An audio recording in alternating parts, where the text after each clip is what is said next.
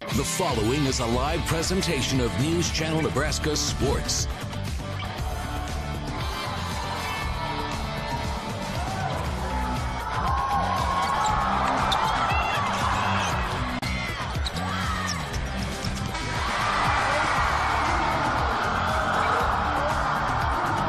It's time for the 2017 NCN Sports Now State Basketball Show, brought to you by Midwest Bank.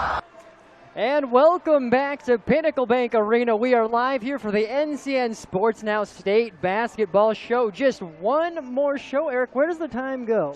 I don't know. But where it does go, I was going to tell you, we've got at least an hour to go over a lot of stuff that happened today. What a fantastic day of basketball down here in Lincoln. Still going on, by the way. Another quarter of action in Class D2. You've got Mullen leading Meade 25-22, looking for their first ever state championship. A lot to talk about and a lot to get to. It's been a monumental day of basketball today.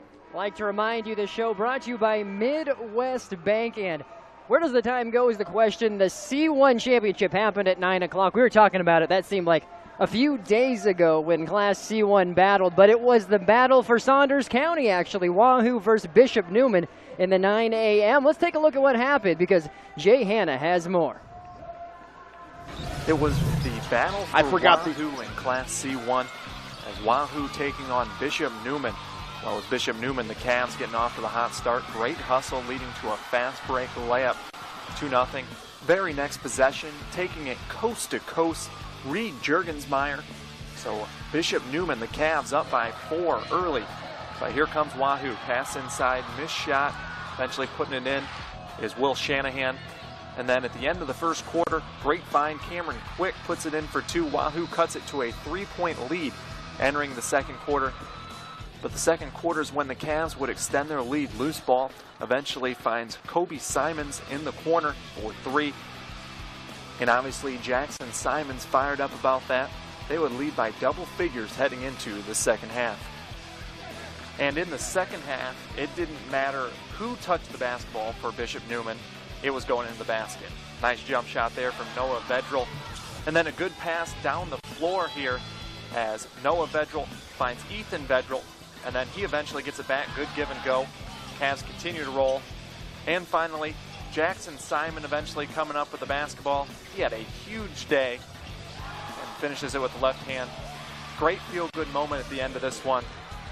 Number 52, Brandon Bruning, injured in a car accident, finally figures out how to walk, and he gets to toss the basketball as Bishop Neumann wins back-to-back state championships. These 3 guys and the 4 other seniors are very special. Obviously, we went to state 4 years in a row, 4 district titles. Honestly, our journey this year, we'd have been very, very pleased and everything. And I know I just love the way these guys run their lives, what they do. They love their Catholic faith. I mean, everything they do represents, to the fullest. In the end, Bishop Neumann hits 13 three-pointers, including 10 out of Jackson and Kobe Simons, and go on to win the battle for Wahoo 80-57 to claim their 3rd state championship in 4 years. Reporting in Lincoln, I'm Jay Hanna, NCN Sports Now.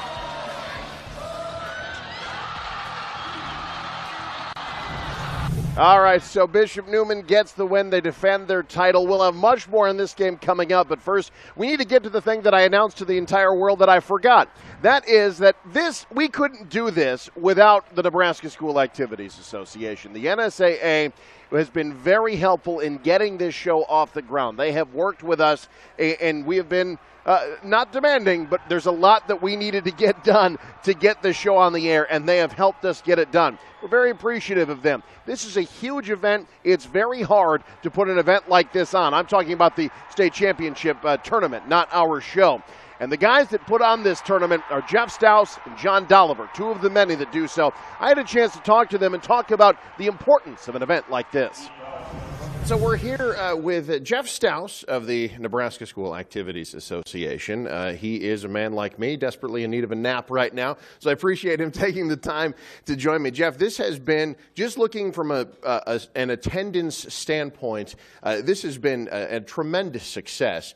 Talk about some of the numbers and what we've been seeing in terms of attendance this week. You had great crowds yesterday, pretty much right on par with what we had last year, which was a really good year for us. I'm glad people are coming out to watch what our kids can do out there, so it's been fun. As you drive around, you're zipping around Lincoln, there are so many different sites, and I can't help but take notice of all the different moving pieces for an event like this. Talk a little bit about the logistics and just what it takes to put on an event of this caliber. Yeah, I mean, it takes a small army. We have a great workforce of volunteers that help us out.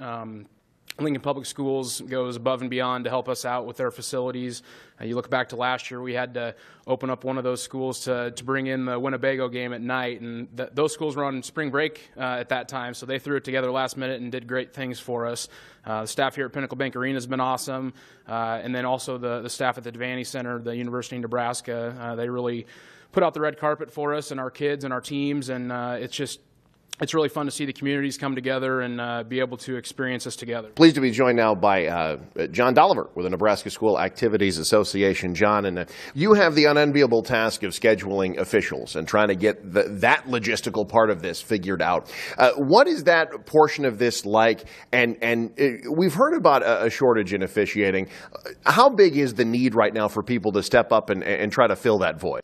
Well, we can't have games without officials, and so we do have a shortage. I mean, our basketball numbers are strong. We have sports like volleyball, softball, football. Numbers aren't as strong as what they need to be, and so we're always looking for people that have a passion for the sport to try to be an official. You know, everybody sitting in the crowd thinks that it's really easy to do, and in reality it's not. And we appreciate the job that our officials do for whatever sport it might be.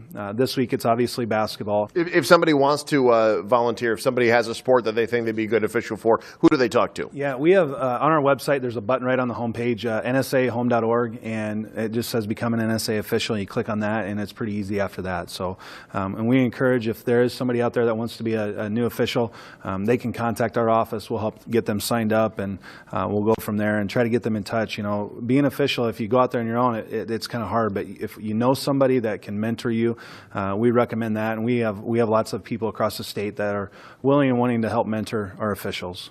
Excellent. John Dolliver, thank you so much for the time. Thank you. And again, thank you so much to the NSAA. Brandon, you asked me while that package was going on.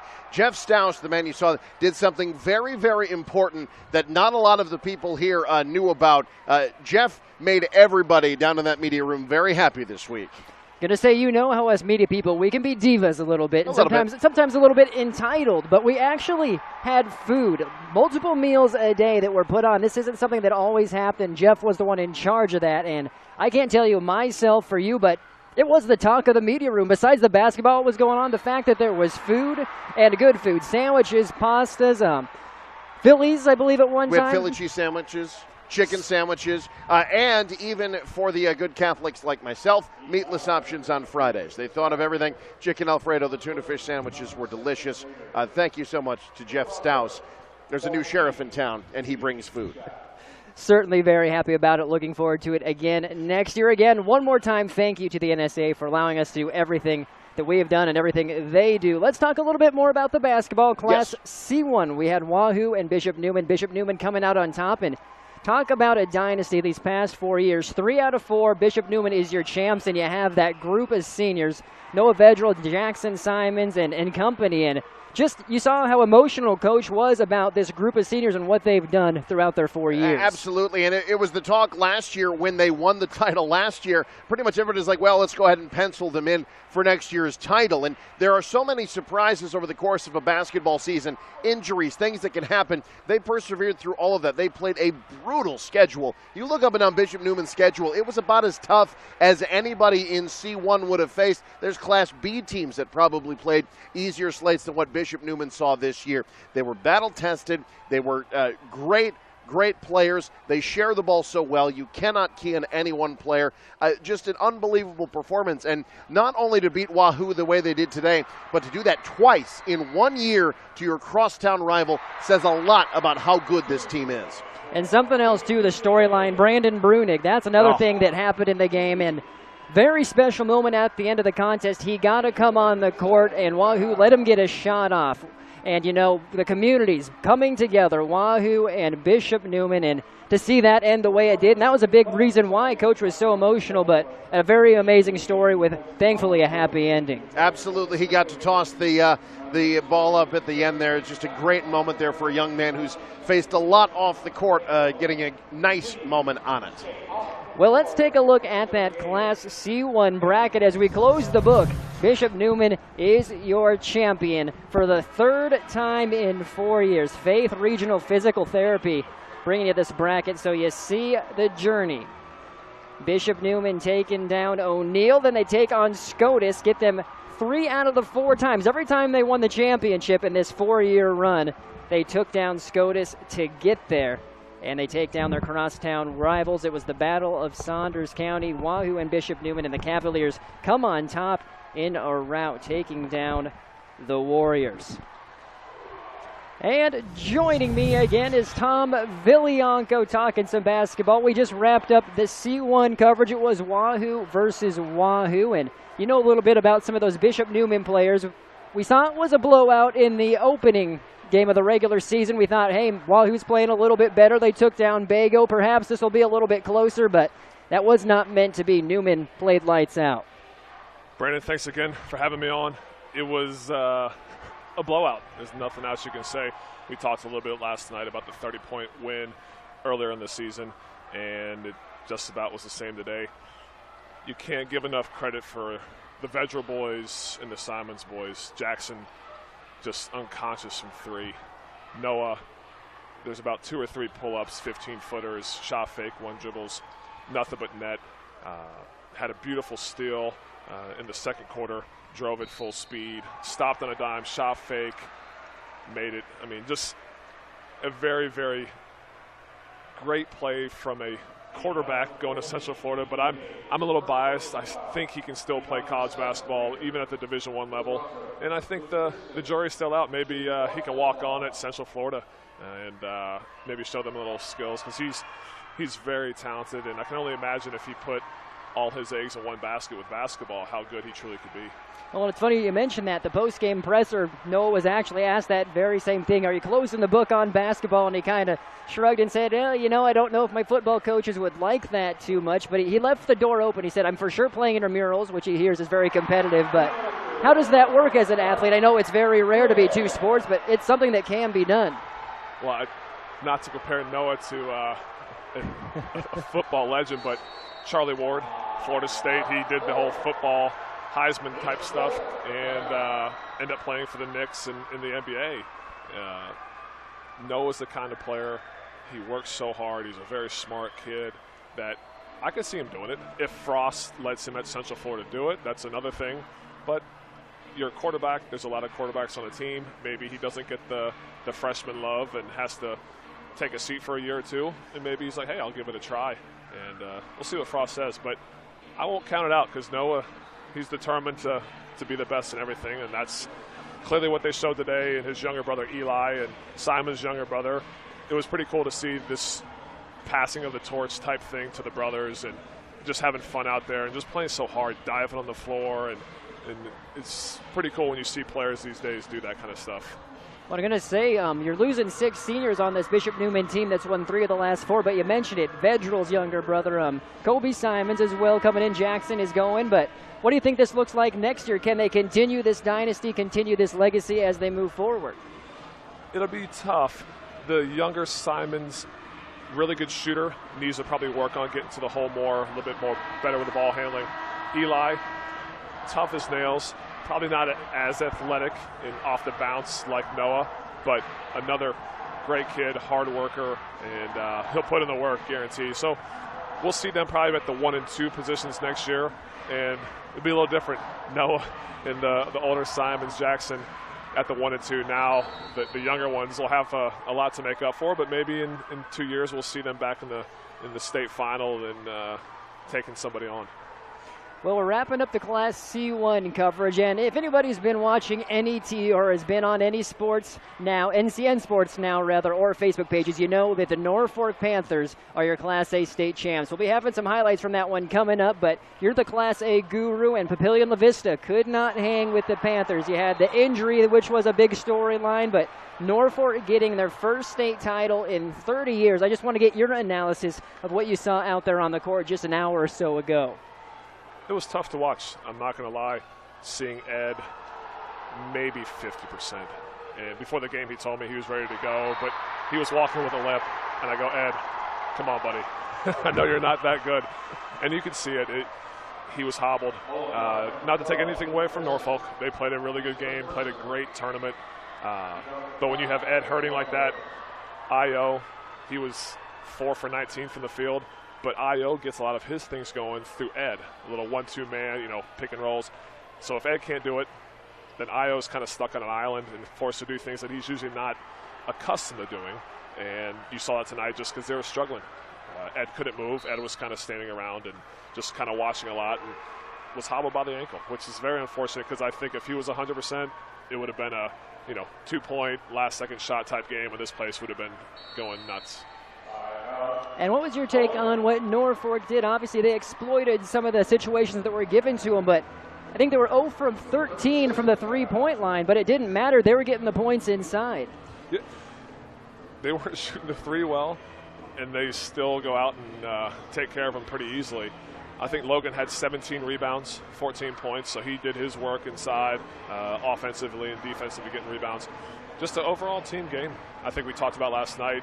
Senior-laden team, Lane, getting the crowd fired up. I think almost every time out, the guys were just making great plays. Larson, some beautiful finishes around up and unders around the rim. And it's hard to beat a team when you're not probably full strength, as Ed was hobbling, but Norfolk's just a well-oiled machine, and they weren't going to lose tonight. First team outside of the Metro since 2003 to win the Class A tournament. Obviously, it's so hard to do that, but obviously it's a big thing for the community, but do you think this is a trend, or is this more the exception to the rule with all the Omaha talent dominating normally in Class A? It's going to be tough. I mean, Norfolk obviously loses their 2 best players or 3 best players. Omaha has a lot of talent. I think it'll probably go back to Omaha next year. Who? I'm not sure, because they lose a lot of guys. Obviously, Papio loses I.O., and losing the best point guard will be tough, and Central loses a lot. So it'll be interesting to see what turns out next year. Creighton Prep obviously will be really good. Well, looking ahead, you gave us a list of players last weekend for the girls in terms of young up-and-comers to keep your eyes on, and you have another list for the boys. So we wrap up our time with you here, but let's take a look at some of the guys that high school basketball fans need to be aware of. I'll do my best. I know in the 2018 class, obviously Ed Chang, who we just saw over the weekend, the #1 prospect, along with Brady Hyman, the 6'10", 6'11" center power forward from Platteview. He's getting a lot of Division I interest as well. You have Roman Barron's, Omaha Central point guard. He's had a Kent State offer earlier in the summer. Don't know where he's at actually right now with other schools. You have him. You got Sharif Mitchell from Burke. You got Cannon Costa, the one that played phenomenal this weekend, 38 points in the semis or in the quarterfinals. And you got Cedric Johnson, Tyrell Carroll, a guy at Omaha North, and Sam Griesel, a guy that a lot of people don't know about from Lincoln East. Really good player. I think he'll blow up this summer. And then as far as 2019 players, you got to go with the Caller Rope, the Creighton Prep, long, athletic. He's definitely has a chance to blossom with the way he's jumping and athleticism and overall basketball savvy. Malcolm Whitlow, Lincoln Northeast point guard. He's probably one of the best point guards in the state for that class. You also have Brett Porter from Miller North, Shiloh Robinson, Kearney. Then a few other guys. Sorry, I have to look at this list because there's so many. But you got Brady Danielson from York, Ty Danielson's younger brother, the Carney guys, and Nico Felici, Charlie Easley, the one from Pius that we saw. He was kind of injured this weekend, but he has a lot of talent and works really hard as well.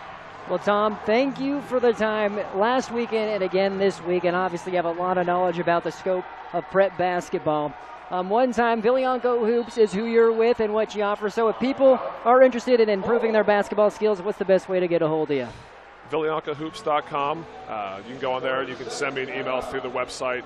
And, yeah, just trying to help as best I can get these players scholarships and start on varsity, JV, whatever it is, and teach them the right way through skills and hard work and honesty. So. Well, again, thank you, Tom. We're looking forward to seeing you next year breaking down some more hoops at the next state tournament. Brandon, I appreciate it. Thank you for your time. We wrapped up Class C1. Now we're talking Class D1. Guardian Angels Central Catholic was in action, and they had to take on the defending champs in Lourdes Central Catholic, as the Knights were trying to do something that only 3 other teams have done in history in Class D1. Let's check out the highlights. Class D1 championship at Pinnacle Bank Arena Saturday morning, and it's number 8 versus number 2. GACC taking on Lourdes Central Catholic, the defending D1 champs. And just because he's 6'8" does not mean Quentin Vasa cannot shoot. He knocks down the triple, puts his team up 3 late in the second quarter, but answering right back, Landon Stahl, baseline jumper, cuts the lead to 1 as the Knights take a 20-19 lead into the halftime break. And the student section was rabid for Lourdes Central Catholic, trying to propel their team to a 2nd consecutive state championship. You see Brock Hoagland having 5 points on the night. He gets the scoring started off in the second half and right back down the court. Vasa hits Brandon Fredericks. He had 6. As Lourdes Central Catholic ends the third quarter with a Vasa triple from the corner, the Knights are fired up and leading by 5, 32-27, heading into the 4th and final period. But that is when GACC turned things on. Kobe Slaughter with the 4-point play, 3-pointer, and the foul, and he also made the free throw. Now you see the steal by Mitchell Haas. He had 13 points, including 2 right there. The Blue Jays go on a 6-0 run, and here's Noah Ploggy with the and 1. He had 13 points, but here's Thomas Ragland trying to slow down the Blue Jay offense. It was only momentarily because Ploggy comes back down the court, and the bank was open for him on that attempt. He was doing everything in his power to bring GACC back into this one, but at the end of the contest, GACC trails by 3. A missed free throw by Lourdes Central Catholic, but tough defense. The Blue Jays are unable to get off a final shot, and Lourdes Central Catholic repeats as Class D1 champions. Well, we knew it was going to be a great game. My kids, from the very beginning, have competed. There's been games in which we've been out of it, and they never stopped. They never pack it in. And this is a very special group of kids. Seniors are a very special group. So we knew it was going to be a battle, and it was just a matter of trying to limit their good looks. With the victory, Lourdes has accomplished something very few programs in D1 have done. That's just what it is we prepare each day in practice to get better, and we don't even look ahead to the next game. We look at the one that's in front of us, and now that what's over and said and done with, that's something that we kind of talked about a little bit yesterday, that you put yourself in a situation in D1 history, there's only been 3 back-to-back state champions, and now we're the 4th. So that's just pretty special, and it's a great job by our senior class and a great job by our underclassmen too. Our community really doesn't have a big tradition of winning state championships, but now all these younger kids watching us, they're looking at us saying, I want to do that. So that puts them in working harder, just working harder and everything. And finally, they see this happening, and they're like, well, their hard work's paying off. We need to work hard too. So with 5 trips to state, the Knights claim 2 state championships. With the loss, GACC takes home the program's 2nd runner-up trophy. I'm Brandon Axman in Lincoln reporting, NCN Sports Now. So the Knights, back-to-back champs in Class D1. You heard it from Coach. It's only been done 3 times before today, so now for the Knights, a part of history. Hunter Arterburn, someone who knows a little bit about the Knights basketball team, is joining us. He's a part of our News Channel Nebraska and NCN Sports Now family at B103 and in River Country hanging out. So, Hunter, you heard it from Quentin Vasa. only 5 trips to state for this program, but they have 2 championships. And he said, we're trying to sort of build this dynasty. The young guys coming up are seeing the success, and they're wanting to be a part of it because of hard work. And that just seems like that's a testament that's starting to get ingrained into this program. And here's another fact for you, too. Those are the first 2 state trophies for the entire town of Nebraska City. There's 2 schools in Nebraska City, Lawrence Central Catholic, Nebraska City Public with the Pioneers. That's the first 2 state titles in any sport. Well, so the Knights are putting Nebraska City on the map down in southeast Nebraska. So this Lords team, they lost a few key parts from last year, but they came back just as strong, and you've had a chance to follow them throughout the season and their progression. So what did you see that allowed the Knights, obviously, to make it back to Lincoln and then ultimately repeat? It was big on the glass. Actually, one of the biggest keys in this entire tournament and all season long for Joe Tynan was rebounding. That was his biggest concern. You played Burwell to actually get into the semifinals. They won the D1 football championship. There's a football team. You had the physicality of a football team. Then you get GACC in the final. That's the runner-up in the D1 football title, another bruiser. So he was really concerned about rebounding, and guys like Brock Hoagland, you had Quentin Vasa, Brandon Fredericks off the bench. Those guys came up big. Hayden Miller as well. Huge rebounds really throughout the entire tournament. But when they needed to step up against games like Boys Town, they lost against Boys Town, but they had great efforts, and they always played up to the state championship level that we'd expected from Lords. When you're a Class D1 team and you're playing someone like Boys Town, a C1 team that makes the state as well, you heard it from Coach. He said, we got the wild card actually the past 2 years, and it's by design that they play that schedule because a lot like GACC, they just came in a game above 500, but it's that battle-testedness throughout the season that appears to lead to success, and you saw it from the Knights. I want to get teams like BDS, GACC, Burwell. I think a lot of those kids are actually going to probably need an ice bath. I think they're probably going to, a lot of them are going to be taping up ankles, getting some ice on it, especially Hayden Miller. He actually ended up playing with 2 bad ankles the entire tournament, and it was interesting, Brandon. He had to go from the shooter that everyone knows Hayden Miller is, where he shoots very well, still ended up averaging double digits in the state tournament, but more of a point guard role for Hayden Miller than it was an actual shooting guard role. Now, some key parts. I think Miller's one of those that's leaving, correct? He's one of the seniors on the CC team, but Voss is returning. What's the outlook as the Nebraska City Lords expert for next year? Well, they're kind of reloading. I was talking to some of the fans afterwards down in the lobby here at Pinnacle Bank Arena, and they got some young talent coming up. Believe it or not, there's another Miller actually is going to be coming up too. Ben Miller is very good too, who's going to be coming up at a point guard. Thomas Ragland is going to be back, and you mentioned Quentin Vasa. There's going to be 2 guys who are off the bench for Lord Central Catholic this year, Brandon Fredericks and Jack Funk. How they do in the offseason is going to be key. It's going to be exactly how it was last year after they won the D1 and you said goodbye to Charlie Vasa, Nick Witten, and Julius Shakinis. That was some size gone. So now you got to kind of rebuild again. Brandon Fredericks had a great offseason last year, and I think that really was the key. So now focus is going to be on Jack Funk to see how he can do in the offseason. Well, it's going to be very fun to watch, and you're going to be the one that has all the info coming up next year.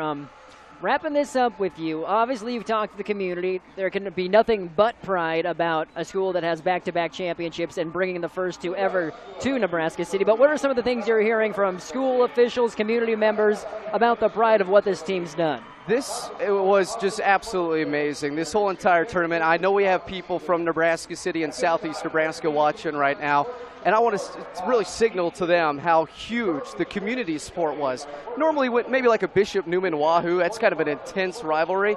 This weekend was a really community. You felt the community. Nebraska Public Schools were in attendance, watching Lord Central Catholic. The entire community was watching. It really became a community event. And this senior class, Brandon, may just go down as the best class right now in Lord Central Catholic history, led by Hayden Miller. You got Hayden Miller. Also in that lineup, you had Brock Hoagland too. Brock Hoagland, Dylan Papp coming off the bench, Ivan Baldovino, Emmanuel Encina Garcia. That senior class, 3 state trips, 2 state titles, unbelievable, and one of the winningest classes in Lord Central Catholic history. It was a pleasure to cover those guys, and that whole entire senior class meant a lot. Certainly very high praise from Hunter Arterburn, but you get high praise when you do something that only 3 other programs have done. When you bring your community to state championships, that's very well deserved. And congratulations to Lourdes Central Catholic on back-to-back state championships. Hunter, thank you so much for joining in and sharing your expertise. It was a pleasure, as always. You bet, and you guys are doing a great job. Thanks for having me on. I appreciate it. Very glad to, and hopefully we'll have Hunter on next year talking about some more Lourdes Central Catholic highlights, or maybe Nebraska City basketball as well. Let's take a look at the D1 brackets as we round out the coverage here on Class D1. Again, brought to you by Faith Regional Physical Therapy. The Lourdes Central Catholic Knights are your champions for the 2nd year in a row. It wasn't the easiest victory, 47-44. GACC gave the Knights a run for their money, but it could not be enough. Congratulations again to Lourdes Central Catholic. They get the victory, and that wraps up our coverage for Class D1. As joining me once again, Eric McKay. As, man, we're talking about basketball. We've only done 2 classes, but we'll give the viewers a little bit of sneak peek back at home. Bonus is the word I'm looking for. We're probably going to go over 11 o'clock, and that's because we have plenty of basketball to talk about. Why not? Why not? Just won the sportsmanship award in Class D2. Hey, there we go. That's what happened there. Boy, am I punchy. All right, Class B. That's what's next. What a game Class B was today. Probably the best of the 6, I think, in terms of entertainment value. 2 great teams. A rematch of last year's Class B championship as Gretna faced Scotts Bluff. Scotts Bluff, the last game for the brilliant career of Drew Cookshausen. Would he go out a champion? Let's check out the highlights. For the 2nd year in a row, the Class B state championship came down to Scotts Bluff and Gretna. Scotts Bluff getting it done inside early on. Big game from Landon Walker, had 14 points, 14 rebounds, as Scotts Bluff was able to get points on second chance opportunities early on. Landon's been huge for us all year, and given those opportunities, a couple of them were because we were driving and they had to help, and then there was nobody to box him out. And then our guys were just pretty aggressive going to the glass. But Gretna would start to establish themselves in the paint. Trey Brown with 2 of his game-high 21 points. Gretna outshot Scotts Bluff in the paint 36-16. Had a 13-11 lead after 1. But Drew Cookshausen starts to heat up from the outside. Scotts Bluff got shooters all over the place. How about Gabriel Patton, the pull-up and the finish? And the Bearcats starting to roll. Then defensively, how about Landon Walker again inside, had 3 blocks, including this rejection coming up here. And the Bearcats have a 2-point lead at the break. But Gretna, not afraid, still going right at the big man there. Tyler Sullivan with a nice finish. Scotts Bluff starts to heat up from outside again. Gabriel Patton was 3 of 9 from 3. Drills that one as well. Had 11 points off the bench for the Bearcats. Now Cookshausen doesn't need much space. Hits that one. He was 5 of 8 from beyond the arc, 19 points in his final game. But Gretna can shoot from the outside as well. Tyler Sullivan, that was the first 3 of the game for Gretna, came in the 4th quarter. Now down 1. Cookshausen fouled, makes both free throws. Bearcats up 1. Gretna puts it in the hands of their senior point guard, Ty Dunn. I had a play. Talked to Ty. Ty goes, I want this one. Okay. He's a senior who's done this. He started for 3 years and played for 4. He wants something. I'm going to give it to him, especially at this time of year. So what does he do with it? Drives, dishes, finds the open man, Joseph Johnson, who nails the 3, his only one of the game. Ty drove the ball, he pitched it, and I had an open shot and just let it fly. It was an outstanding feeling, and I give credit to Ty for a great pass. So Scotts Bluff down 2, last chance. You know who's getting the ball. It's Cookshausen, gets a pretty good look at it, but leaves it short. And Gretna gets the win, 55-53, to win the Class B title. But we knew where the ball was going. It was going to Drew, and if he made a play, he made that shot, we'll tip our cap. Yeah, I got the look I wanted, but just couldn't hit it. With the win, the Dragons, the first team to repeat in Class B in 28 years. Couldn't be more proud of my kids. They've done this for the last 2 years, and back-to-back was something that our kids really took pride in. For our school, for our community, it means a lot to us. At PBA for NCN Sports Now, I'm Eric McKay. Let's go! Wanted to clarify something I said there. I said it's been 28 years since the team's gone back-to-back in Class B. Obviously not true. South Sioux City just did it like 5 years ago. But it's the first time in 28 years that a team has beaten the same team 2 years in a row. Wahoo beat Lincoln Pius X in 88 and 89 to win Class B state titles. So now it's Scottsbluff's turn to taste the defeat twice in a row to a very good Gretna team, a team that, like Bishop Neumann, a lot of folks had penciled in as the champions at the beginning of the season. They stumbled a couple of times in the regular season, but got it back together and came up with big shots when it counted down here at State.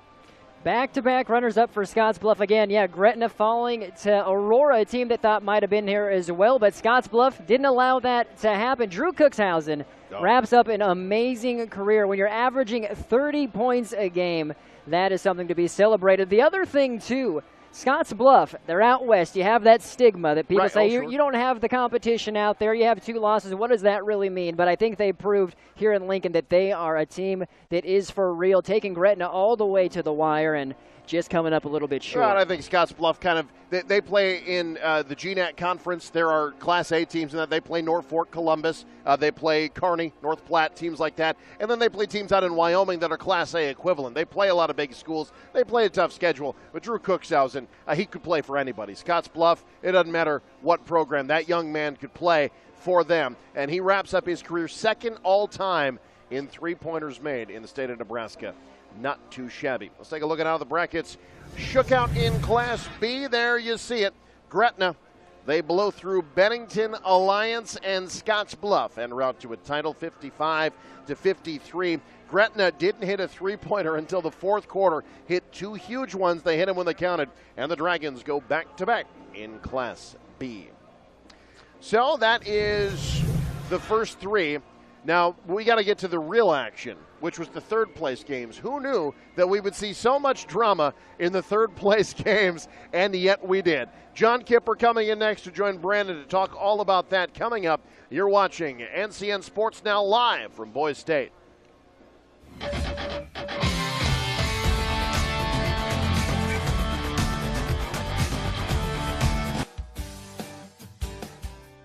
At Midwest Bank, our business service is more than just a place for deposits and loan payments.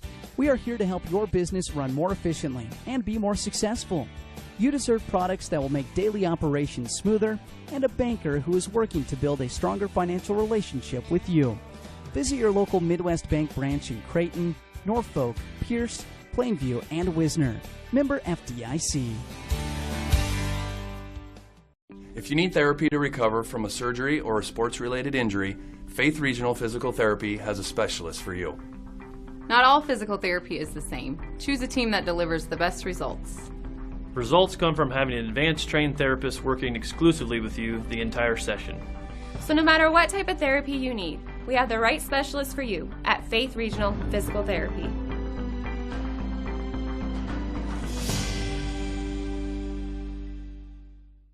I understand that you work hard away from home, and when you get home, it should be comfortable. Hi, I'm Jay from Noakes. Noakes has been keeping people comfortable in southeast Nebraska and northern Kansas since 1961. And our highly trained technicians are available to handle all of your service issues, no matter what brand it is. So call the friendly folks at Noakes today and let us keep you comfortable all year long. At Midwest Bank, service is more than our interaction with our customers. It is understanding the change in the banking process and how we can better serve our clients. Midwest Bank is changing the way that you can bank with the Midwest mobile app. This app allows you to transfer funds between accounts, make loan payments, and deposits. Anytime, anywhere. You can even pay your bills from the palm of your hand. Find out more at your local Midwest Bank branch in Creighton, Norfolk, Pierce, Plainview, and Wisner. Member FDIC, an equal housing lender. Guarantee Roofing and Sheet Metal of Nebraska has been providing long-term, high-performance roof assemblies for over 35 years. Guarantee works through all of Northeast and North Central Nebraska with solutions to your roofing and sheet metal needs. They offer a complete line of options for Main Street businesses, commercial facilities, and industrial plants. Rest assured that all work is done by Guarantee employees, never subcontracted. That's Guarantee Roofing and Sheet Metal in Norfolk.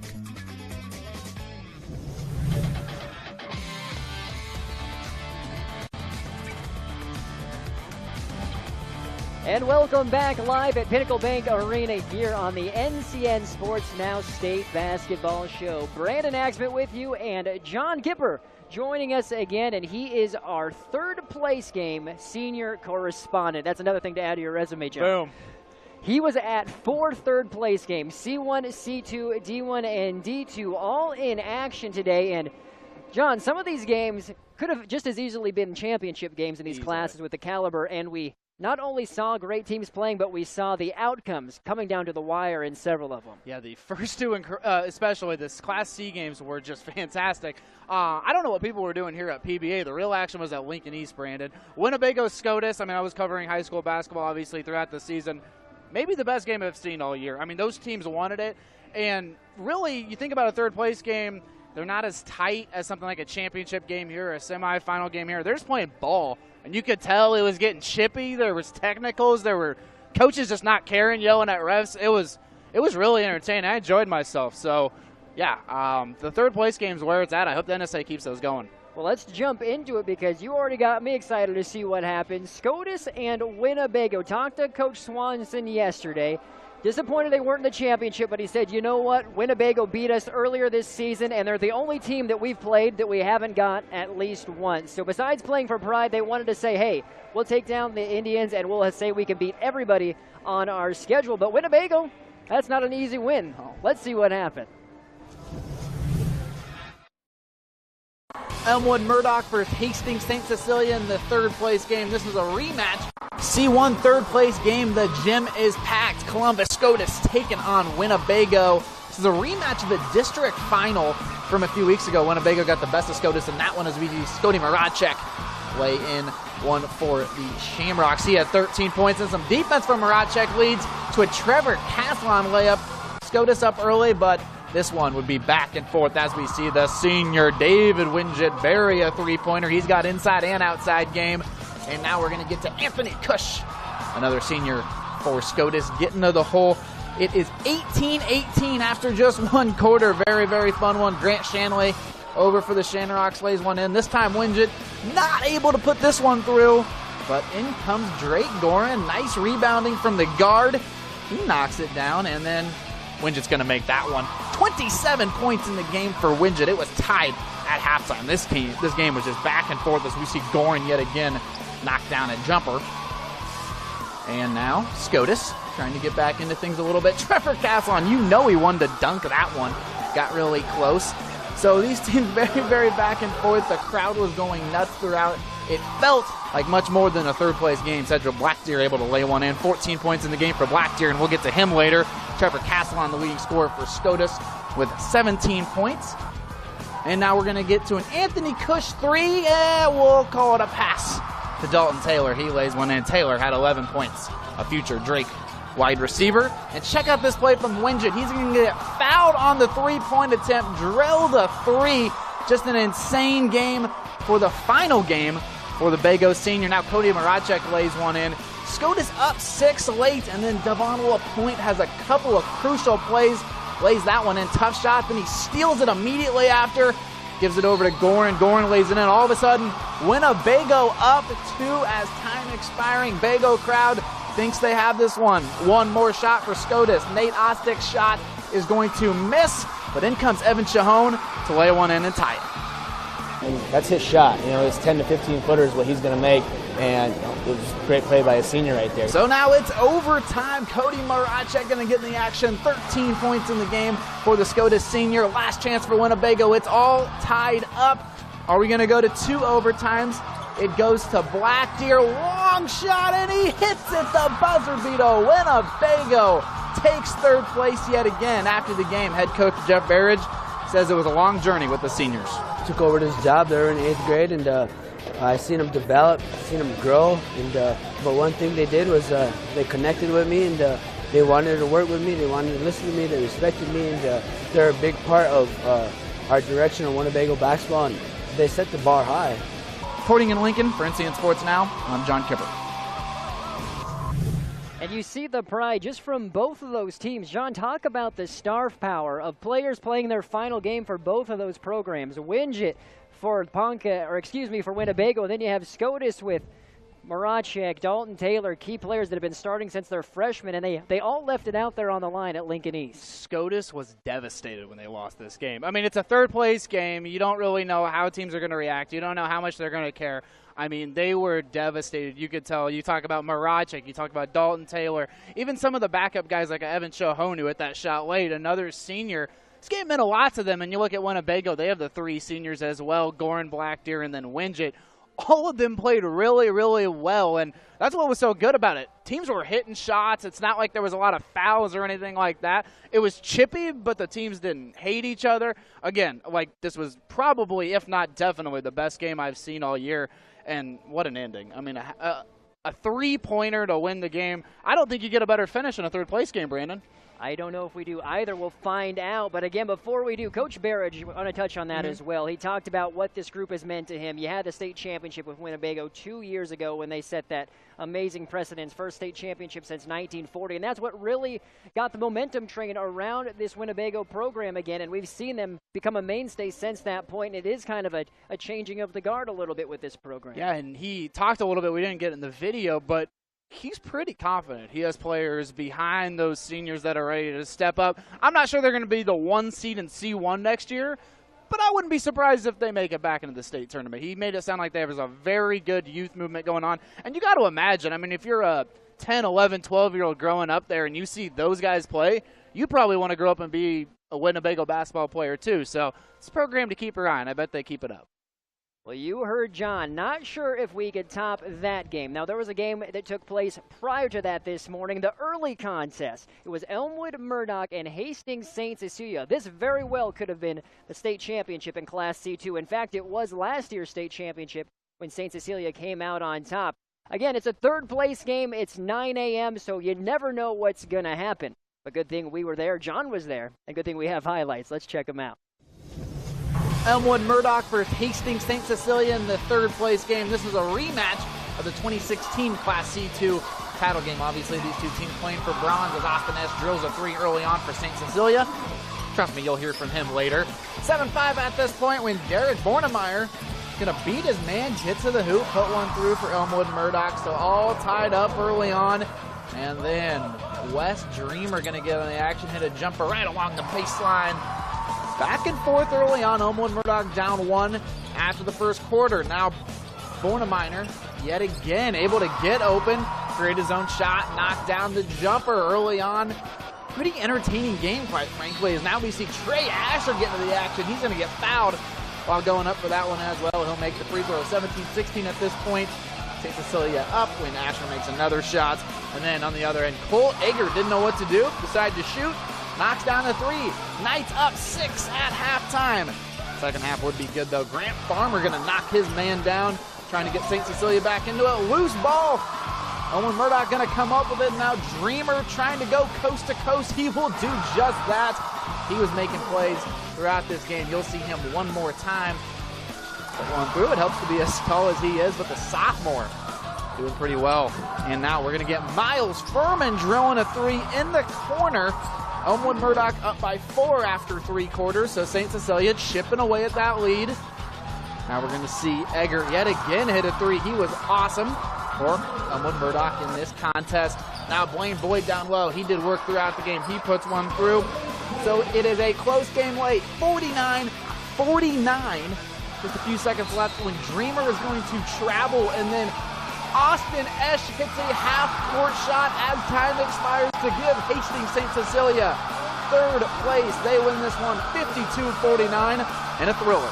He just happened to be standing, and he's hit 2 of those now in his career. So, you know, he's a big-time player and a great leader, great teammate, and I'm just happy for our kids. Head coach of Elmwood Murdoch, Matt Schulsta, was proud of his team's effort.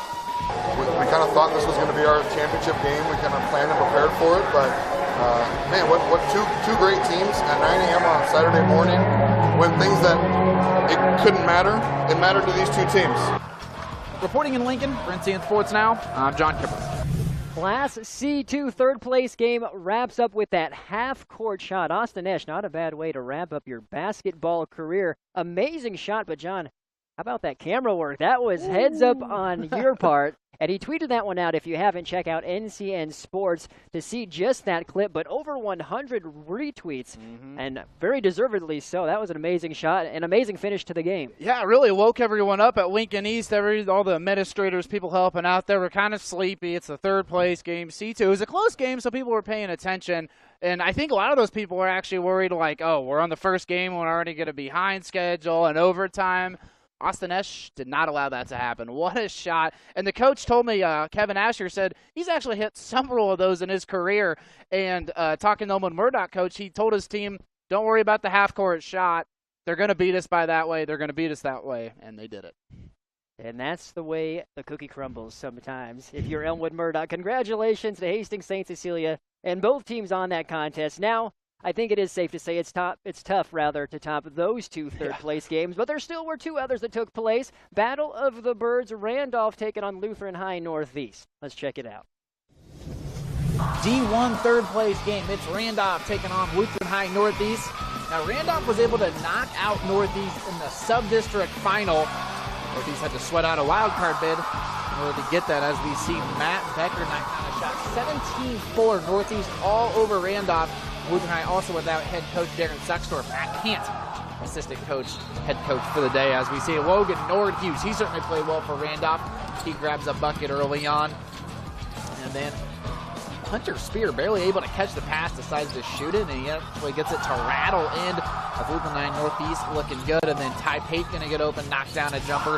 27-15 at half as the Eagles cruising so far in the third place game. Cardinals trying to get back into it. Mason Stubbs drills a three. Unfortunately for Randolph, that was the only points Stubbs would get all day long. And we see Nordhughes with a killer block in. Those kids digging, final countdown rocking out. It was a fun atmosphere at Lincoln East High School. We see Stubbs miss a three-pointer, and then in comes Logan Nix with a tip. Randolph able to cut it to 10. The Northeast hit free throws down the stretch. Nordhughes, we see him miss several shots here.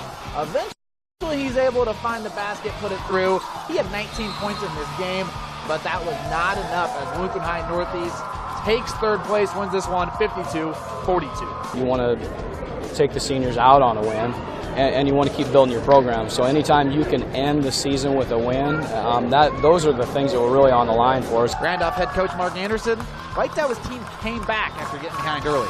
So if you're a competitor and you like the game, you'll play. You'll play hard, and you'll do what we do, you know.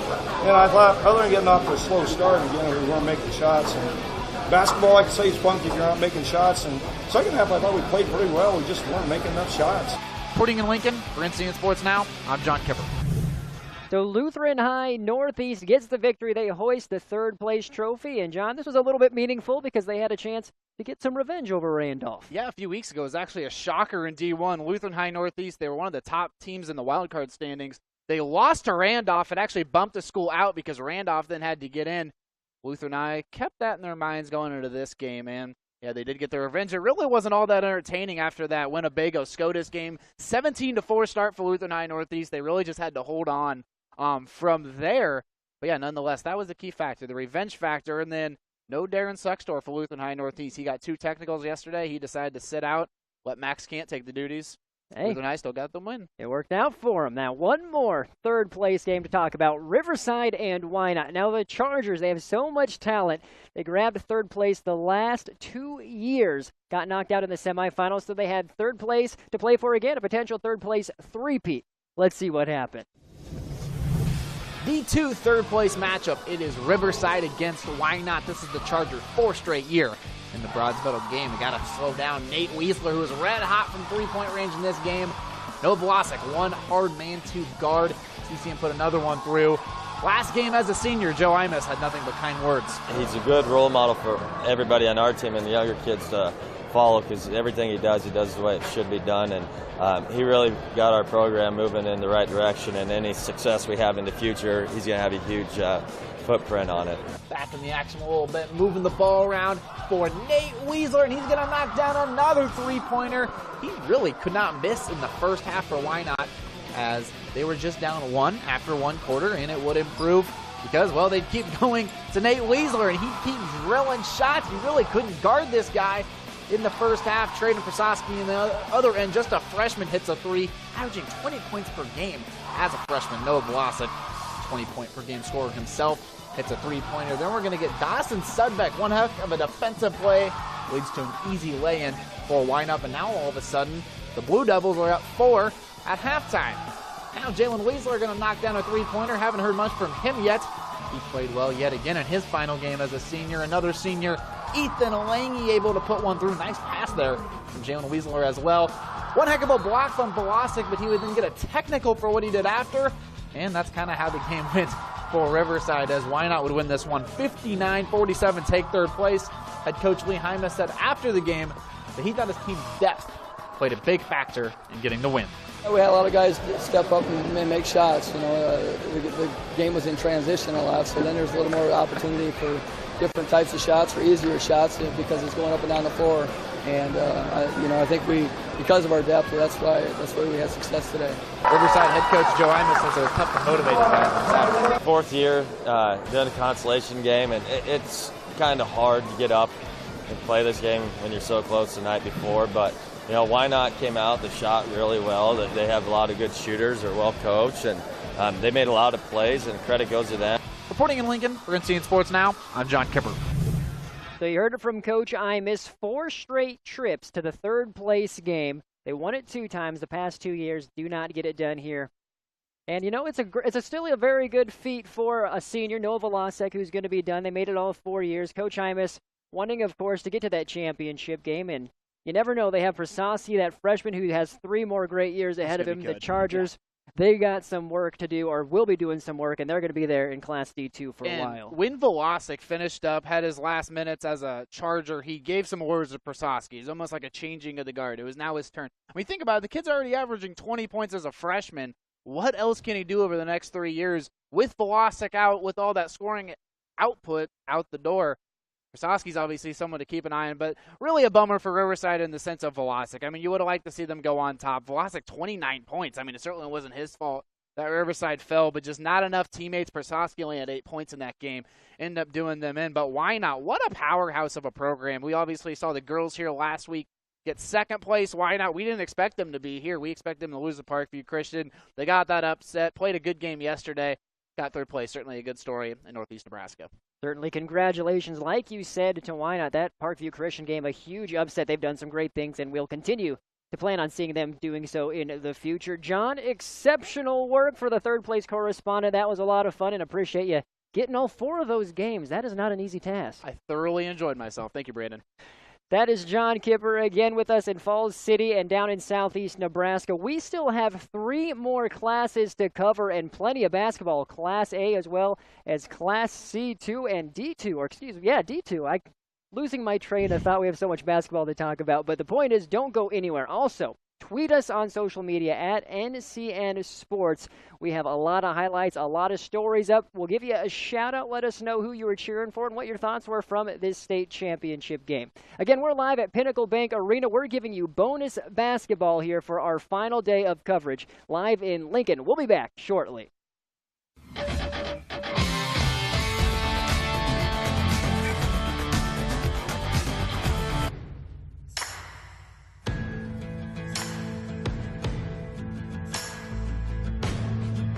There's a difference between making a living and making a life. For your family, your children, for yourself. That's why we choose to run our bank the way we do. Because it's never just about banking. And we're not just another bank. Pinnacle Bank. The way banking should be. Need a doctor? At Faith Regional Physician Services, you get not only a doctor, but an entire team behind your health. connecting the best talent, technology, and services with over 100 providers in over 20 specialties. You get primary care doctors, advanced care practitioners, specialists, and surgeons, working together to provide high-quality, seamless care. Faith Regional Physician Services. One provider network, connected for your health. Guarantee Roofing and Sheet Metal has been Northeast and Central Nebraska's only full-service commercial roofing and light-gauge metal fabricator for over 35 years. Guarantee provides all in-house journeyman fabricators to service business, industry, churches, and hospitals by doing fabrication and installation of light-gauge pre-painted steel, aluminum, and copper. Exterior wall panels, standing seam roofs, and ductwork are just some of the applications available from the sheet metal professionals at Guarantee Roofing and Sheet Metal. Ken's U-Save Health Mart Pharmacy and Tammy's Hallmark Store in Crete provides the best personal service and products in southeast Nebraska. They will make sure that no question goes unanswered, and if you have a question, Ken or Carrie will personally sit down with you and discuss the issue. That's quality service you can count on. Also, while you're there, check out Tammy's Hallmark Store. It's full of gifts and cards for any occasion. So stop by Ken's U-Save Health Mart in Crete and see for yourself the best personal service and products in southeast Nebraska.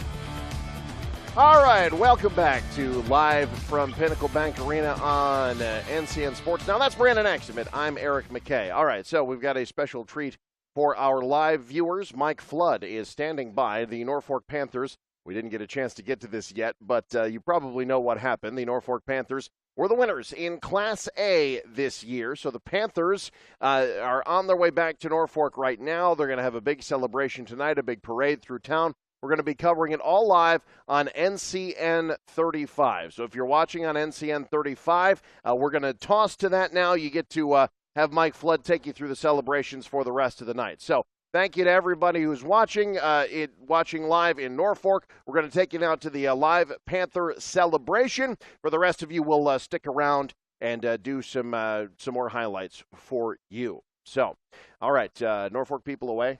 Let's talk about them. They can't hear us anymore. No, I'm kidding. All right, so next up on the docket, what is even next up? This has been a bit of a this has been quite the day trying to get everything together. C2. Let's do Class C2. Let's do Class C2, Brandon. Why don't we do Class C2? It was this was probably the least expected matchup of all of the games that we had today. Neely Oakdale, a team that has never been down here before, as far as the two towns involved. Oakdale had been down here the earliest in 1939, so it's been a while for both of them. So now they get a chance against Ponca, a team that hasn't won a state championship in 10 years. Very interesting matchup between two Northeast Nebraska teams. And the big question was, we broke it down. Hastings St. Cecilia gets knocked off by Neely Oakdale. Would they be able to ride that momentum? Would there be a drop-off? Would they be able to get another quote-unquote upset against Ponca? Well, I was there. Class C2 state championship at Pinnacle Bank Arena Saturday evening. It's 5 versus 3 as Ponca takes on Neely Oakdale. Getting things started off, Carter Kingsbury draining the 3 from the corner. We'll see more of him later. He was feeling it for Ponca. Now working it inside. Look at the patience shown by Connor Day. Gets the lay-in. The Indians lead 14-7 after the first quarter, but Neely Oakdale responds in the second, starting things off with a triple by Alex Kirkman, 3 of his 6, as the Warriors started heating up in that second period. There you see Christopher Bentley, nice footwork inside, strong move, and he gets the lay-in. Follow that up with Grant White, the Euro step lay-in. He had 14 points for the Warriors as they made their comeback and cut the lead to just 2. Ponca leads 21-19 at the halftime break. And coming out in the third quarter, Grant White hasn't cooled down. Another triple. He had 14 on the night to lead the Warriors. And this three-pointer off the inbound by Clayton Anderson cuts the Ponca lead to 1.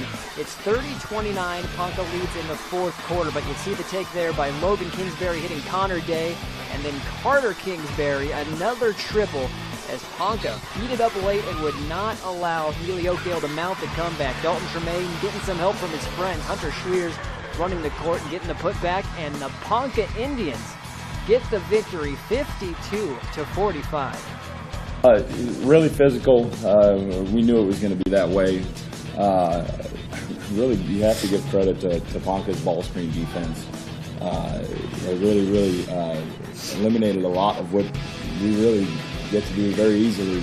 We couldn't climb ahead. I mean, we climbed back a couple times and tie it up there. I thought if we could really get a couple buckets in a row and get past that hump, it'd be a lot like yesterday. I thought it was a great battle. You know, Neely's a great team. They got great seniors. You know, Grant White and Tyson Belitz and Kirkland, they're great players. You know, we feel very fortunate to be here. And it was a good battle. You know, they're great shooters and scorers. We felt like we had to really take it to them defensively, get rebounds, which in statistics we did, and so limit them to one shot and then take care of the ball on offense, which I think we kind of did. Players and coaches could not be more proud to bring a second state championship back to their community. It means the world. I mean, Ponca's always had a great fan base, and all we want to do is bring another championship back to Ponca. It's the greatest community in the state. You know, for me personally, I had a chance to play down here in 2000, and we came up a little bit short. So to be a part of the win, for me personally, is awesome. With the state championship, Ponca grabs the second title in program history and the first since 2007. Neely Oakdale's first trip to the state tournament turns into a second-place finish. I'm Brandon Axmith in Lincoln reporting, NCN Sports Now. So there you go. Ponca gets the win. Neely Oakdale plays very well, but comes up just short. A magical run by Neely Oakdale. It's a state runner-up finish for the Warriors in Ponca. A great team. Had a chance to see them a couple of times this year. Look, when you beat Winnebago, you're a championship caliber team, regardless of whether it was Neely Oakdale or whoever it was in that championship game. Ponca was going to have a chance against anybody in C2 because they beat some of the best in C1. And it's their second ever state championship. They had one 10 years ago. It's back to Ponca for the championship. Neely Oakdale, though, they didn't have that letdown, I would say. They played competitive. This wasn't a blowout like it could have been. Neely Oakdale played up to the task, and they gave them a run for their money. Now, Ponca kept trying to get away. It was about a 5 to 7 point gap, but credit to Neely Oakdale. They wouldn't let it get to that point. They would knock down a big three-pointer whenever it was needed. The only problem was that Ponca would do the same thing and answer right back, and ultimately that's what proved to be the difference. Yeah, and Ponca's got some youth. They're not going anywhere. That's a great program that Coach Brasowski's got there, and that team will be back next year and a big factor in the Lewis and Clark Conference and beyond. That Ponca team, they might be poised to repeat in C2 next year. That is a very good squad coming back. All right, so a little thing called Class A happened earlier today. And this was a chance for a magical run for a team that hadn't won a state championship in 30 years. The Norfolk Panthers won in 1987. The story's been relayed quite well by now. Chris Price hit a game winner in that one to beat Lincoln Southeast 30 years ago to win the 1987 Class A title. 30 years later, TJ Price, Chris's son, is a senior for a Norfolk team that was vying for a state championship, and today they got the number one team in the state in Papillion La Vista. And it certainly lived up to the hype. Norfolk and Papillion La Vista taking each other on. When you talk about 30 years, that's a long time and a lot riding on it. And this community has been starved a little bit. They've been teased the past couple of years. But the Norfolk Panthers had a mission on their mind. Let's take a look at what happened in that Class A matchup. So Norfolk taking on Papillion La Vista. After wins over Creighton Prep and Omaha South, Papillion La Vista looked very dominant in their semifinal games, but Ed Chang, an ankle injury, and there you see the effect right there. Logan Strom able to blow right by him. Christian Eisenhower challenging Chang as well, as Chang just didn't have the legs tonight. Hit some big shots, but 10 points, 5 rebounds for him tonight. There you see Larson. Logan Strom was a monster with that shot there. He had great passes. 17 rebounds, a season high for him in the state championship game. Here he shares to Travis Larson. He might have been the king of the baseline this tournament. Lane McCallum, Norfolk hit a lot of those, hit 28 free throws tonight. They were 0 for 13 from beyond the arc, but Norfolk was able to get it done inside there. Eisenhower, the and one off the feed from Logan Strom, the Panther posse here in full force in Lincoln. As Lane McCallum, again, he had a huge night at the free throw line. This team hit 28 of 38 from the land of the free. Here's Eisenhower doing what he's done all year long, and the Panthers get a 19-point win over Papillion La Vista, shocking the number one team and bringing a title to Norfolk, the first non-Metro Conference team to win the championship since 2003. Travis Larson and all these seniors on this team, 7 seniors on this squad. Logan Strom, 14 points, 17 rebounds in his final game. Lane McCallum, a great game as well, actually led the team in scoring. Selfies from the ladder, that's what you get when you're a champ. Christian Eisenhower sharing a great moment with head coach Tony Siski. Siski throwing the medals on the players. In his first year, he's won titles now at Class B and Class A. That man knows how to coach good basketball. Logan Strom with the hoist of the coach there, and then the trophy. That is going to look good in the trophy case up in Norfolk. The Panthers get it done in a big way against Papillion La Vista. And the man who was there alongside me for the radio call of this one, Lou Siefker. We've been calling a lot of Norfolk games this year, and this was, Lou, it felt like a culmination. And at one point during one of our commercial breaks, the second quarter, you tapped me on the shoulder and said, they're going to win this game by double digits. They just, something about the way they were playing early on. They had a rough stretch there in the second quarter, but for basically 3.5 quarters, they dominated this game. It felt like they were really controlling the game. They did have that little bit of a swoon there in that second quarter, but it felt like just it was a matter of time before they took control of that basketball game. I thought they really had the advantage inside against Papillion, a sizable advantage, if you can call 6'8" Logan Strom a sizable advantage, but also with Hagedorn at 6'5". They were bigger, stronger inside, and with Chang's ankle bothering him, I just thought that was a big advantage. They started to take advantage of that. And then Papillion La Vista tried to get back in the game by shooting a lot of threes. They missed quite a few of those. Norfolk got to the free throw line several times, made a lot of those free throws in the game. That it just kind of stretched out, that lead stretched out.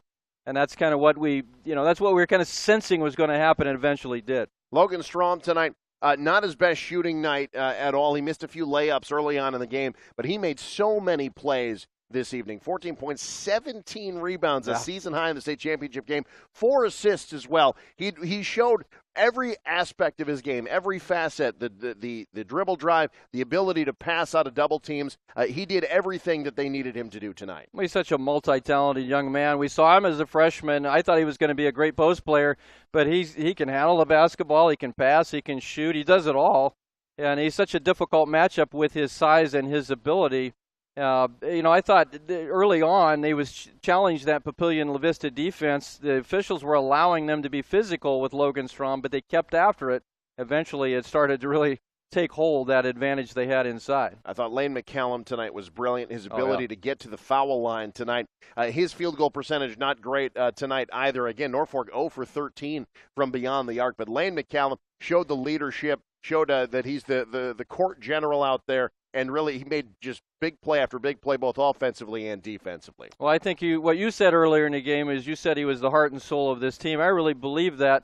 He's the guy that really takes charge of this team. He's the guy that takes the other team's best player and locks him down. He's the guy that makes big shots. He's so unselfish. He's such a good passer.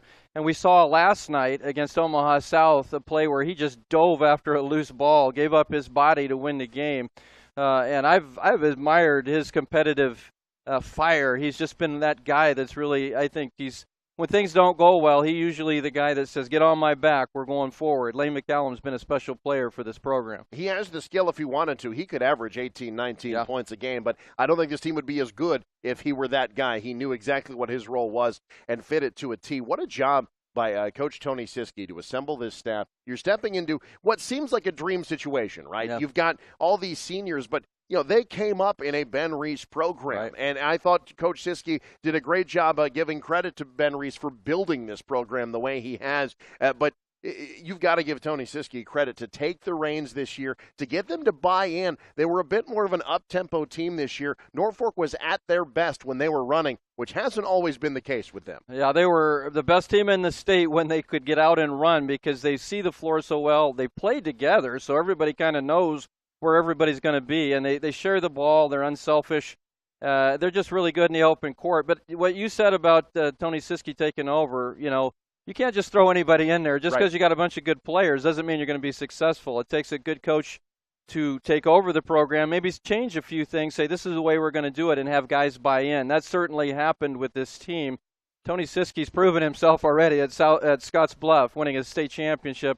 His stock just rose tonight with the Norfolk Panthers. You know, in hindsight, nobody should be surprised by this, right? Because at Scotts Bluff, he made it to a championship game against a prohibitive favorite featuring D1 talent, and he shocked the world and beat them. He just did it again. I mean, this is just an unbelievable run he's been on as a coach, already approaching 300 wins as a coach. And just because all these guys are graduating, I don't think you can necessarily count on Norfolk to take huge leaps back. Are they going to be a favorite to repeat? Probably not. But they've got good pieces in place. Luke Kluver, Matt Hagedorn will be back. I'm interested to see what some of these pieces they've got coming back are going to bring to the table. Remember, this is a program that we have seen.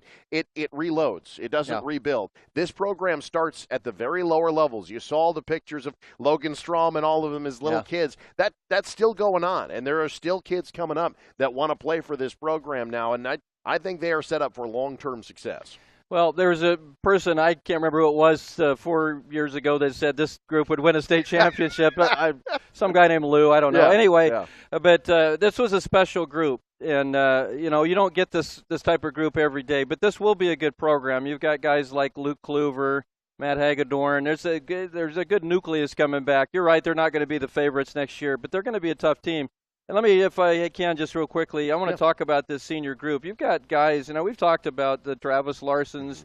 We've talked about even Christian Eisenhower and TJ Price off the bench. But a couple of guys like Richard Dover and Jordan James, these guys are seniors. Richard Dover was a guy last year that played very well in this state tournament, I thought, and I thought would be a factor coming back. Had the knee injury, really never figured back into that rotation. But when a championship team is not built on Friday and Saturday nights, it's built on Monday afternoon practices, Tuesday morning practices, and you have to have guys that are willing to say, okay, maybe I'm not going to play a lot, but I'm going to help this team in this practice. Those were those guys. And so the guys that get all the headlines aren't going to get those headlines if you don't have those guys pushing you in practice.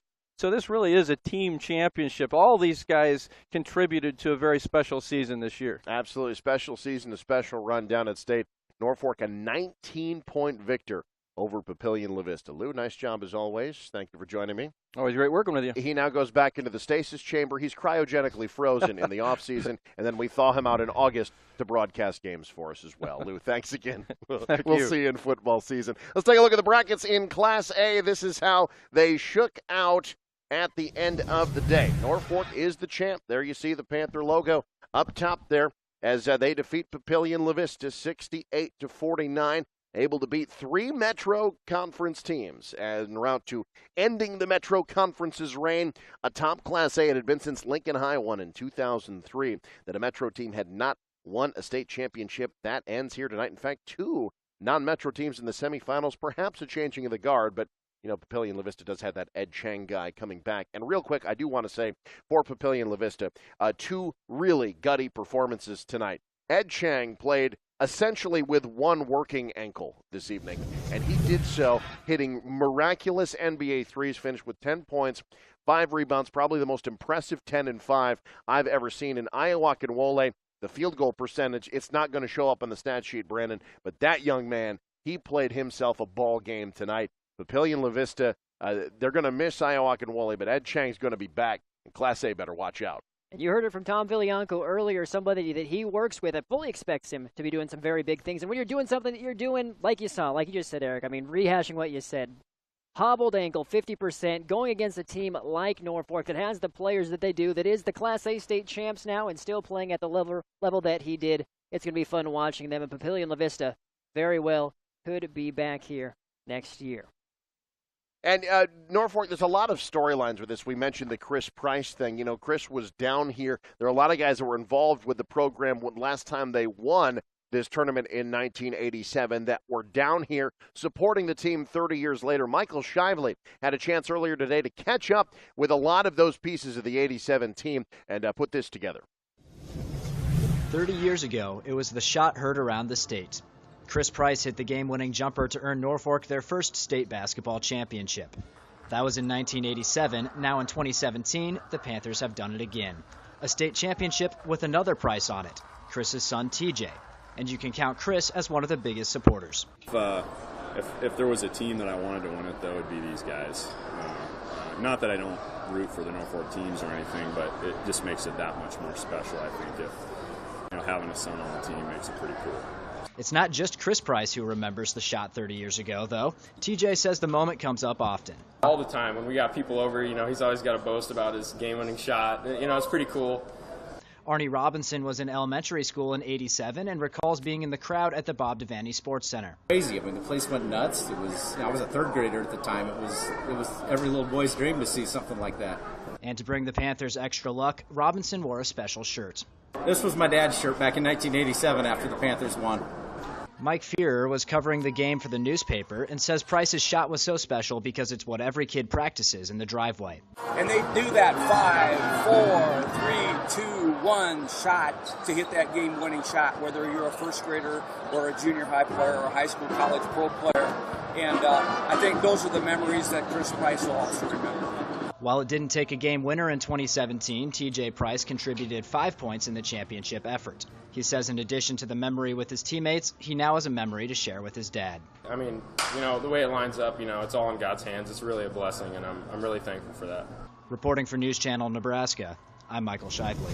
Great job, Michael, and great job, Panther fans, for coming down here. A lot of guys that remember what that was like 30 years ago. Now they get to share the memories, and we were joking during the radio broadcast that Chris Price would be talking to TJ and going, yeah, I mean, you won a state championship, but I mean, I hit a game winner, so just if you're weighing the two, mine's probably a little bit cooler. So he still has that to hang over the youngsters. So, but congratulations to the Price family, all the Panthers, and congrats to the city of Norfolk, man. They showed up in a big way. There were a lot of folks wearing maroon and white as opposed to maroon and gold this evening. The Panther faithful, it felt like a home game at times, and they are to be commended for that.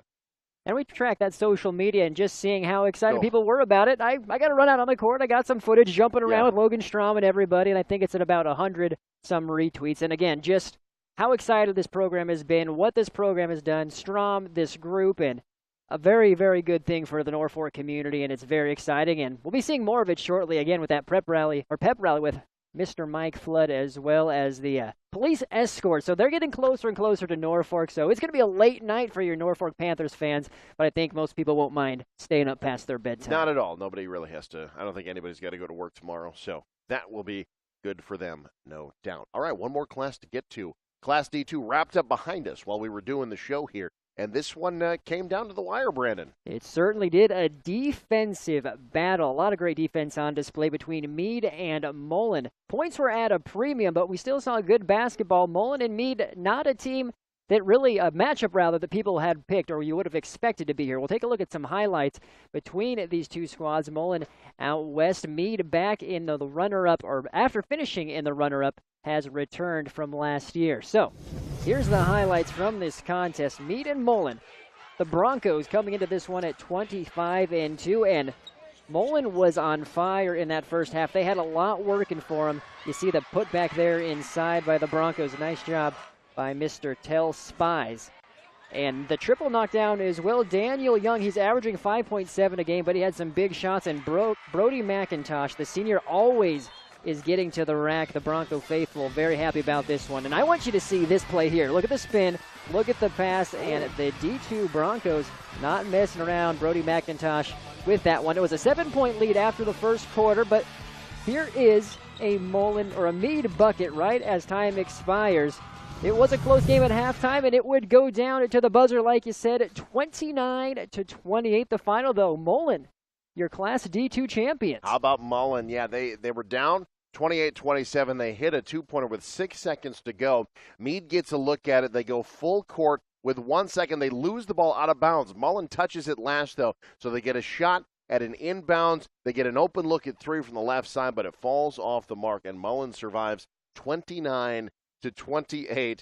And it's just different styles of basketball, right? Good basketball either way, but Norfolk scored 28 points in the fourth quarter to beat Papillion La Vista, and Mullen scores 29 and wins a Class D2 title. But congrats to the Mullen Broncos. Again, you had Parkview Christian, you had Riverside, you had Humphrey St. Francis, and I'll throw Meade in there as well, as teams that people thought would be winning a very competitive Class D2 bracket, and this was a chaotic bracket. Teams falling all over the place. Why not? Beats Parkview Christian. Riverside falls to Mullen.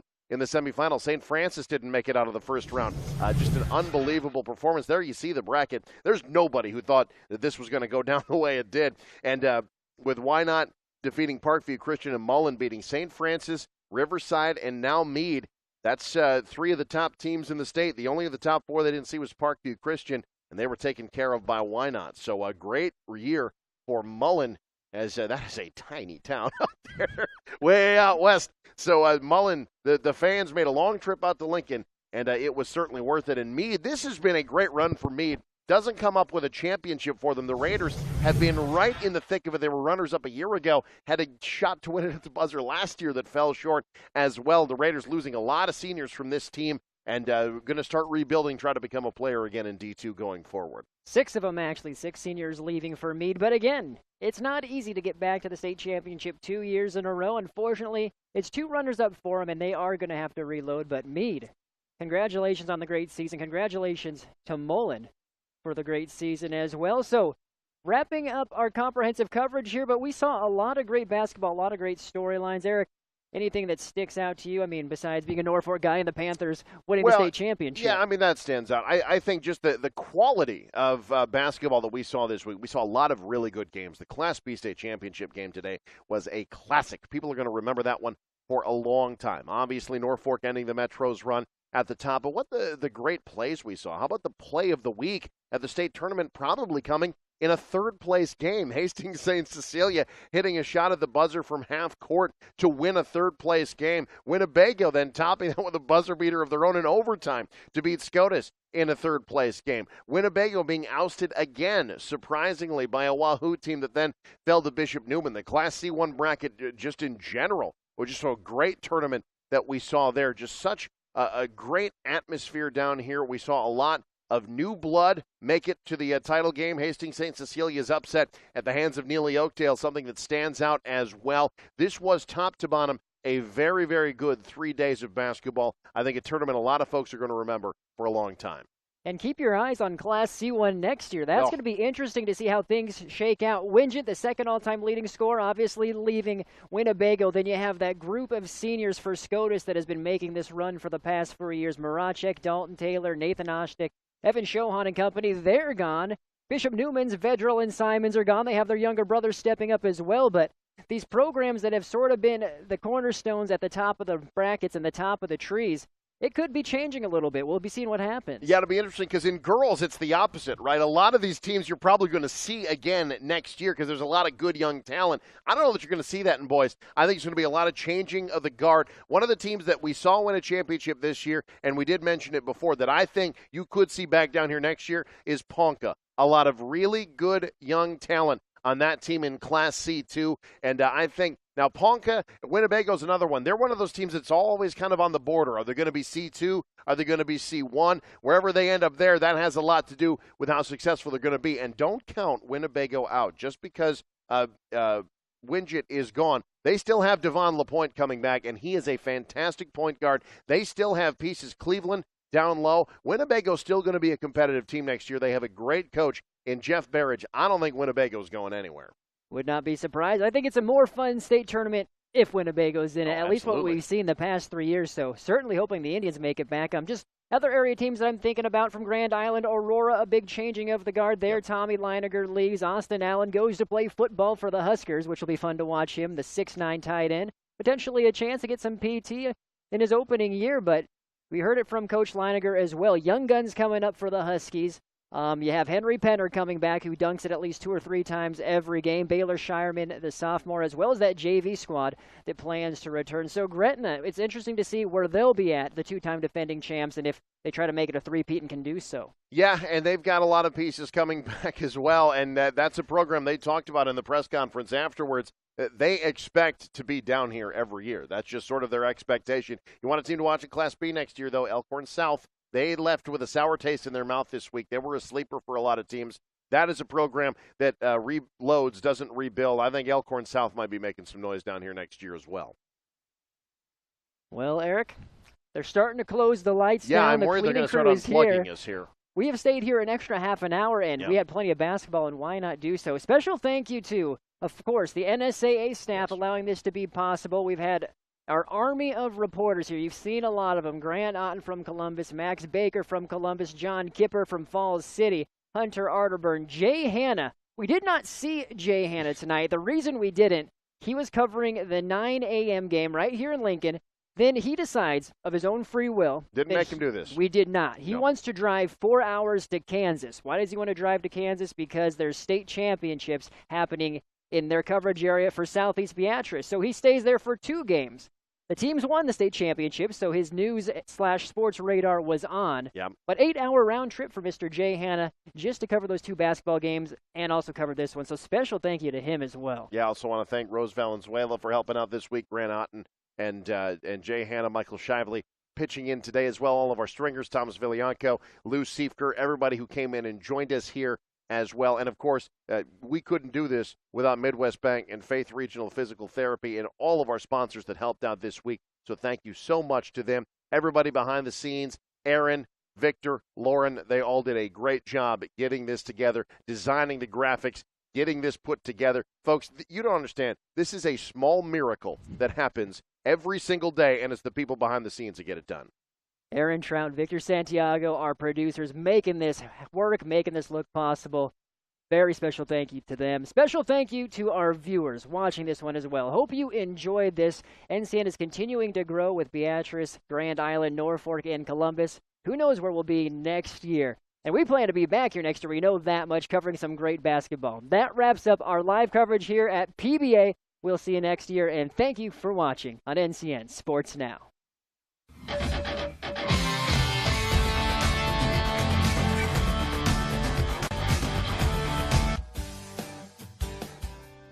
At Midwest Bank, our business service is more than just a place for deposits and loan payments.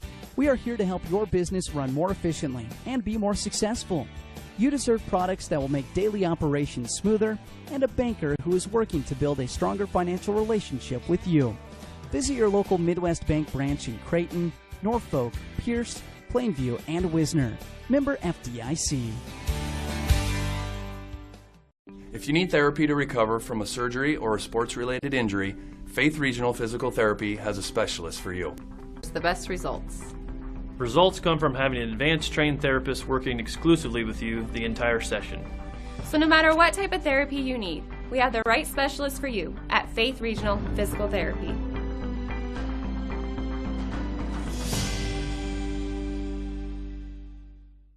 I understand that you work hard away from home. And when you get home, it should be comfortable. Hi, I'm Jay from Noakes. Noakes has been keeping people comfortable in southeast Nebraska and northern Kansas since 1961.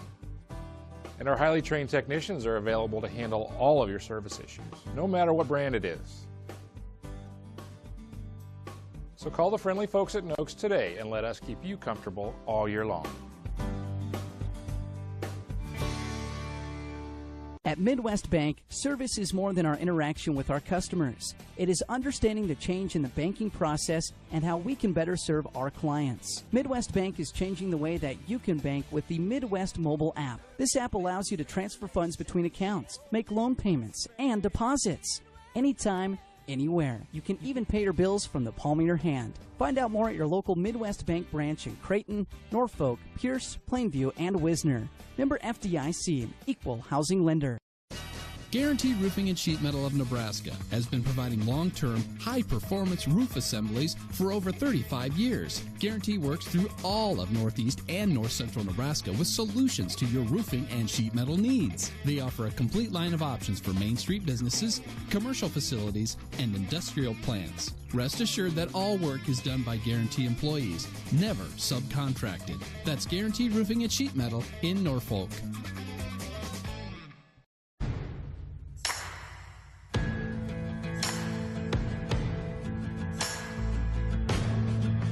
There's a difference between making a living and making a life.